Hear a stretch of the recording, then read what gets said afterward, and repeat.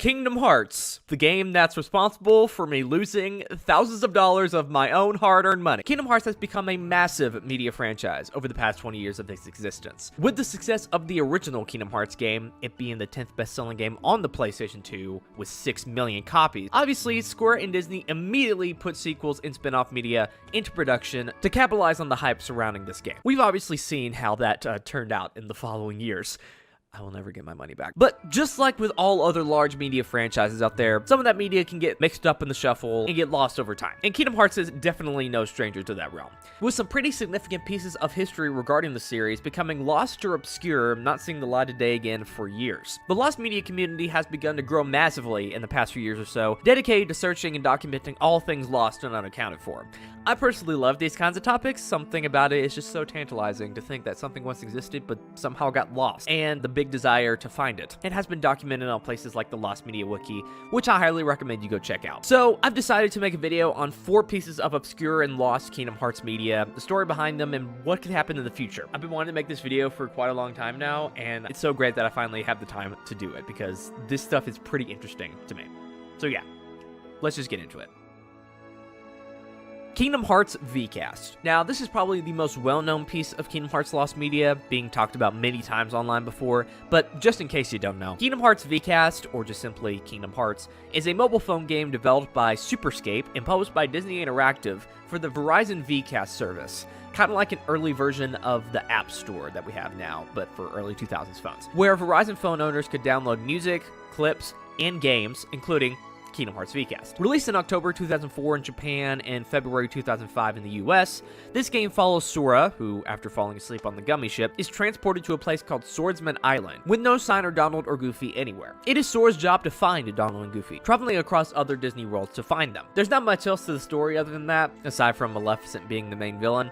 It is a mobile game released in 2004 after all, so there wasn't much they could do with it back then. Gameplay involves Sora going around the worlds of Agrabah, Wonderland, yeah, that was about it, and a final boss world. The game features tank controls, seeing as the mobile phones weren't really suited to traditional 3D gameplay, with using the arrow buttons just to move around and twist Sora around, while using the number buttons to attack and use magic. This is one of the only games in the Kingdom Hearts series that's not developed in-house by Square Enix, or is directed by Tetsuya Nomura, so that makes it not canon. This also marks Kingdom Hearts' first foray into mobile gaming, which they would eventually go on to do again with Coded and Union Cross and Dark Road. On December 15th, 2012, Verizon permanently shut down the VCast service, removing any way to download Kingdom Hearts VCast. No backups were made at the time, and it was fairly difficult to transfer the files to a computer, so Kingdom Hearts VCast became lost in the ether. Demand for the game grew in Kingdom Hearts circles, trying to find phones that still had the game on them, which was a very difficult task. Eventually, in 2016, someone from the Kingdom Hearts 4chan board by the name of Wedge managed to dump the game from an old phone they had and uploaded the files online. Some files were still lost though, as the game downloaded each level after completing the one before it to save on download time and have the game released in chunks. The download link is dead now, but you can still find it in some places. There was no working emulator to run the game due to the format being so specific to the mobile phones of the day, so the game couldn't be run. That was until early 2020, when a user by the name of KRZ1 uploaded footage of the game in action. He managed to get the game working by putting it on the Zibo, a Brazilian console made to play phone games on a TV, giving us a full glimpse of the game, though the Wonderland level was missing. The Zibo is like a whole different beast in and of itself. I recommend you research that too. It also had trouble running some of the sounds as well. More and more footage started to come out, and we actually have the game pretty well preserved now. Check out 13th Vessel's video, it's pretty in-depth. But we still don't have any way to make the game run on an emulator, leaving it unplayable for the majority of us. We will just have to wait to see what comes of this. Kingdom Hearts 1 missing source code. You would think that after releasing such a large game as Kingdom Hearts, Square Enix would do a good job preserving the game for further use in the future and for archival purposes. But as was revealed in 2013, Square Enix did not do a good job of that at all, losing the entire source code to the game.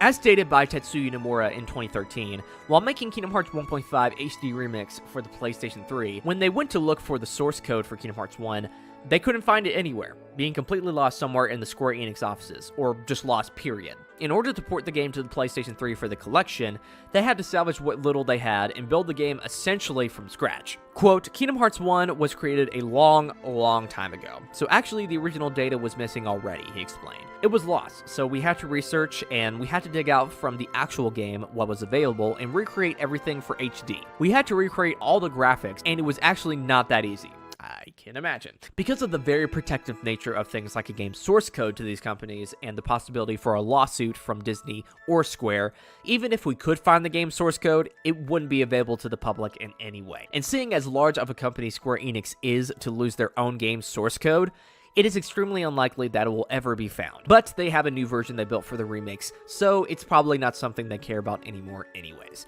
making it lost probably forever. Kingdom Hearts animated show pilot.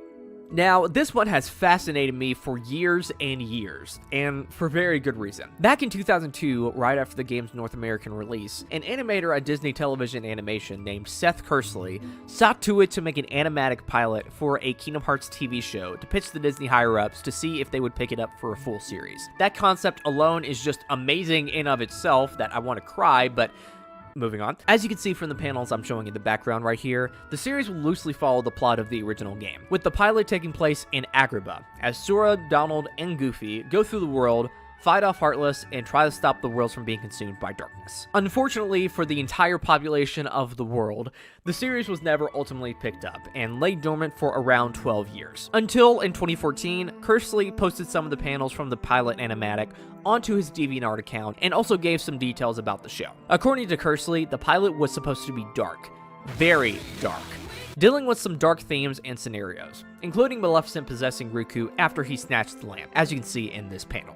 He also later said that he was inspired by Cowboy Bebop during the making of it, so take of that what you will. Cowboy Bebop and Kingdom Hearts, that would be fucking insane. I'll leave a link in the description to view the post if you want. He stated that Disney didn't pick it up because there were other games in development, and they didn't want the stories to overlap.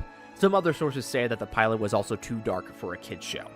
It's Kingdom Hearts, what do you expect? In an interview years later with the show Cinema Talk, Seth talked about the pilot and said that a recording of the animatic was made for test audiences to see. There was no actual animation in this, it was just stills from the panels with voice acting and sound effects in the background. And it apparently tested well with those audiences, as it should. However, for reasons said before, they didn't go through with it. Seth does have a copy of the pilot in his possession and wants to release it to the public, but due to potential legal conflicts with Disney, he can't.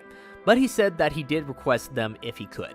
Since it's been about 5 years, I'm assuming nothing came of that. Here's where I become involved, strangely enough. Back in 2018, Seth stated on Twitter that he was going to be selling some of the panels of the animatic online, and held a bidding war on Twitter for some of them. I participated in it, even though I was broke at the time. And while I didn't win them, he did send me a DM saying that he would sell me another one that he had for cheaper, and to some other people who participated as well. And here it is, the one that Seth sold to me personally. As you can see, this is panel 238 of the animatic out of, I don't know how many, but it shows Riku putting his arm over Sora and saying, "The solution to all of our problems." This is a genuine piece of Kingdom Hearts history right here. This is 100% real. You can even look at the back and see the ink blots to where he actually drew the drawing right here. This is literally the coolest thing I own. It is my son. It is my everything. I will not let anyone else touch it. I will not let anyone else look at it. I am surprised I'm letting you look at it right now. But yeah, shout out to Seth for selling these off. That was super cool of him. Still though, I would love to see that animatic come out one day. But until Disney can give him permission to do so, or some other copy is found, it will probably remain lost. In 2020, a rumor was spread around about a possible Kingdom Hearts show coming to Disney Plus, though it was a very questionable rumor and nothing has come of it so far, so I wouldn't get my hopes up right now, but I still think it could happen one day. Kingdom Hearts Premiere Party.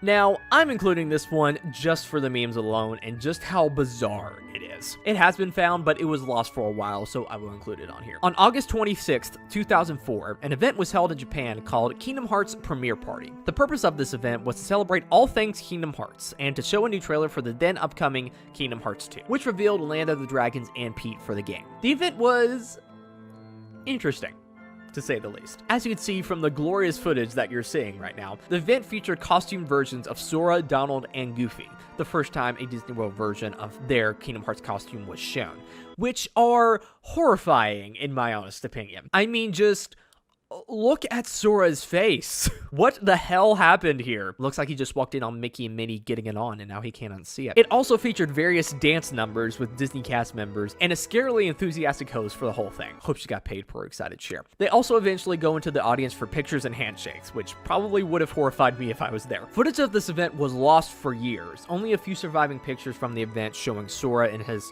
hyper-enthusiastic glory. A YTMND website was the oldest use of the photos that I could find.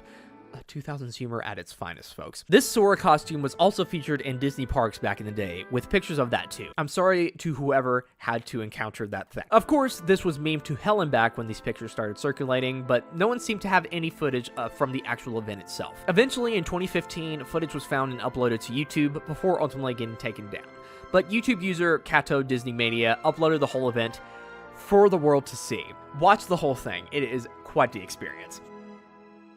So that was 4 pieces of Kingdom Hearts Lost Media. I hope you guys enjoyed the video. This is my first time doing a fully scripted video on this channel, so this is kind of new territory for me, but I'm pretty excited to do more of these. If there's anything you think I could do to improve or other topics that I can talk about in the future, I would love to hear what you guys have to say in the comments below. Also, tell me what's your favorite piece of Kingdom Hearts Lost Media, and what would you like to be found the most? Make sure to subscribe, like this video, follow me on Twitter, join the Discord server, turn on notifications. Really awesome if you did. This has been Matt, and I will see you guys in the next video, whatever that's going to be. So yeah,